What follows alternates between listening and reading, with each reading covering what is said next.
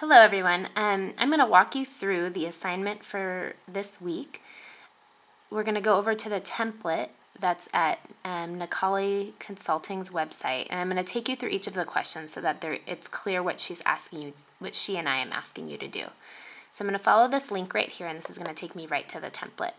You're going to want to copy and paste this into a word processing document on Word or whatever word processing program you use to help guide you through writing this business plan. Or another option would be to print this template out and have it on your desk while you're working, so that as you're typing you can go back and forth between what you're typing as your business plan and what this template is asking you to do. Okay, so the first page here, this would be the cover page, and this will say your business name. So that is simple. And there's page numbers down here at the bottom. And that's important to include because this will be a multiple page document. So you'll want to make sure that it's easy to flip from page to page and know what page you're on. So a cover page with page numbers. Then we have a table of contents here. So for this, the purposes of this assignment is really for you to go through the process of answering these questions yourself, but given that a business plan is a useful tool to present to others when explaining your business or asking for help with your business, such as financing, I'm going to ask you to include a table of contents as well, so that way, if I'm viewing this business plan, and what's really important to me is the business description, I'll know to just go to page 6 to read that first, if that's what's most important to me. So please include a table of contents as well, and of course have your page numbers align with what your actual page numbers are of your document. Don't just copy hers. Okay, so cover page, table of contents, and then here, this is the executive summary. Now it says here at the top that it's at the beginning of the business plan, but it's usually completed last. And as you go through this template, you'll find that some of the questions are redundant. You will be asked to answer these same exact questions later. The purpose of this executive summary is that, again, me as a reader can go and just at a glance get information about your business. When I want more thorough information, I go further into the business plan to get the more in-depth information, but the executive summary is just your business at a glance. So although you will state these things later, you also need to state it here on the executive summary. And I do recommend that you skip this page at first, complete the rest of it, and then go back and do this. And hopefully you'll have learned something about your business so that this business description can be even more dynamic based on what you've learned about your business while completing this business plan. So we're going to leave this page for now. And we're going to come back to it. So then we get down here to mission statement, a concise paragraph describing what your business does and for whom.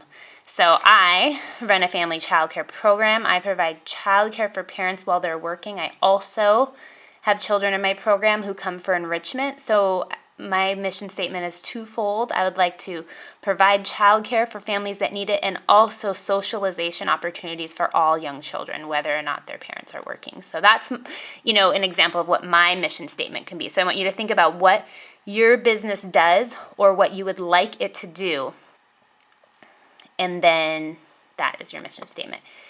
Next, we have a vision statement. So this is not so much what you're doing now or plan to do in the short term, but where do you want the business to be in 5 years? So this is an exciting question to me. So really think about where do you want your business to be in 5 years? And that goes here. So then we have the value statement. Your value statement defines the beliefs and priorities most important to your business. So, that really depends on who you are. When I first started my business, it was really important to me that all parents, regardless of their type of employment, could find really reliable childcare with me. So I only closed for major holidays. I still don't close for President's Day, Martin Luther King Day, that sort of thing, with the idea that people who work at, let's say, Target don't have those days off. So that would be an example of something that could be in my value statement, that I really believe that all parents deserve high quality care. Another example of that is I accept DSHS payments. And that's because I believe all families deserve high quality care regardless of their ability to pay. So those are some examples of what could be in a value statement. So think about that. Some people are Christian, and that's really important to provide a Christian childcare program for children and families. That could be an example of your value statement. So think about why you do what you do, and put that there. Next, we have your business description. So this is the basic stuff. What's your business name? Are you the owner? Are there other owners? There's the staff, if applicable, your structure. Most of you are probably sole proprietors. It's possible that you might be in a partnership or a corporation, so you list that here. Where is your business located and why? What community, what type of facilities? So here I really want you to think about your community and who you serve. I have moved while I've been licensed, and my location is very different, and as a result, my business is very different. I feel like I can charge a lot more now based on my new location. So that's something to consider here. We have the hours of operation and then target market. What I want you to think about here is the niche market that we talked about in the discussion group this week, and you can include that here. Your target market is your niche market. Okay, now this is the industry analysis. So this is page 7 of this assignment. I am not requiring you to turn this in on Sunday because I'd really like you to go in depth on your industry analysis. So pages 1 through 6, which we've already covered, are due this Sunday. This industry analysis can be due next Sunday. So you have a week to work on it. And I really encourage you to call your local childcare resources program and ask them some of these questions and see what they say. I think that that's part of their role in the childcare community, is to give us information, to track the childcare trends and to give us information. So I would call them, I would ask these questions. Are there any trends or current events that may influence your business? I would ask them that, and I also want you to think about that. What are the trends or current events that may influence your business? And then we go to the next section, opportunities and obstacles. Are there any new regulations or is there new legislation that may impact your industry? A lot of you are taking this course because you're involved in early achievers, so you know that there's new legislation that's impacting our industry. Is that an opportunity for you? Is that an obstacle? I want you to think about that here. Economic factors. What effect will the local and national economy have on your industry? Of course, the economy affects childcare tremendously. How have you seen that occur, and what do you think will continue to happen in the future? And please ask childcare resources this as well. Are enrollments going up in your area in childcare? Are enrollments going down? Are childcare programs closing? Are there more childcare programs than ever? Ask them this question. It's very important for us to know. Then we have price comparisons. How does your price fall? How do your prices fall in the range of your industry? Please ask childcare resources what the average cost for childcare is in the area, and then describe here, are you above that? Are you below that? Are you in the middle? And what do you think that means for your business? If you're below it, is that good? Is that bad? If you're above it, is that good? Is that bad? Please discuss that here. And here we have the location. What are the positives and negatives of your physical location? I talked about that a little bit on page 6 when we were talking about it, that my new physical location is better for me and I can charge much more. What about your location? Next, who is your competition? What areas are they better than you? And what improvements must you make to compete? A lot of childcare programs lose children to childcare centers. Is that okay? Is that a problem for your business? What can you do to offer parents more of what they want? And conversely, what are the weaknesses of your competition, and what can you do to make your program stand out and offer something that your competition can't? And then the final question is business performance. How do you expect your business to perform in the market given the industry climate? So I really want you to think about each of these questions. These are the type of questions that really determine everything that we're going to learn about in the next several weeks. How to market your business is based on these questions. What type of program to offer is based on these questions. How to be a successful family childcare program is based on these questions. Family childcare can be a very, very successful business, but you really have to consider all of these factors. You can't just expect families to come to you. You really have to understand what they want and give them what they want, and then you can be successful. So We're going to go back up to page 3.